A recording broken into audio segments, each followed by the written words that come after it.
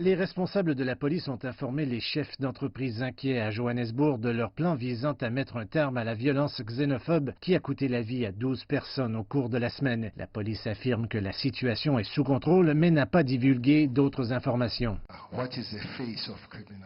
Peu importe le visage de la criminalité, nous arrêterons les personnes qui brûlent, détruisent, tuent ou blessent d'autres personnes. Le nombre de personnes arrêtées à ce jour est de 639 depuis que cette affaire a commencé. Elles seront jugées et vont passer à travers notre système de justice. La condamnation de la violence a été généralisée.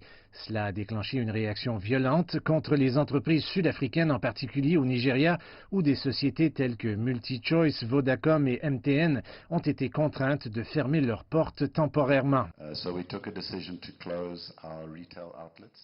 Nous avons pris la décision de fermer nos points de vente la semaine dernière après que 4 d'entre eux ont été vandalisés. Nous avons également fermé le siège social.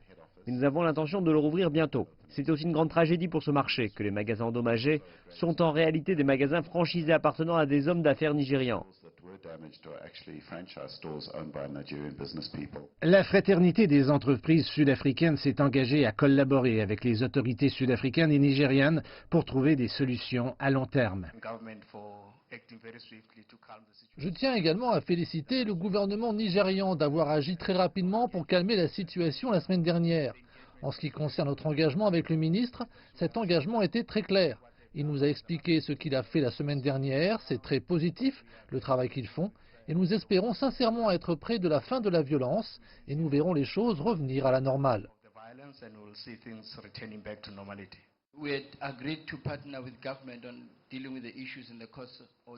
Nous avions convenu de collaborer avec le gouvernement pour traiter les problèmes ou la racine de ce qui semble être des attaques xénophobes. L'un était le chômage, l'autre concernait le genre et les enfants. Et si nous devions élaborer de meilleurs plans pour créer effectivement des emplois, je pense que les communautés sud-africaines et notre pays se préoccuperaient beaucoup plus de la croissance en Afrique.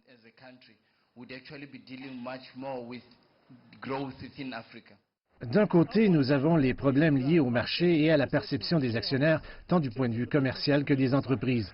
De l'autre, nous avons les implications diplomatiques et ce qui va se passer là-bas en ce qui concerne les relations entre l'Afrique du Sud et ses voisins et le reste du continent.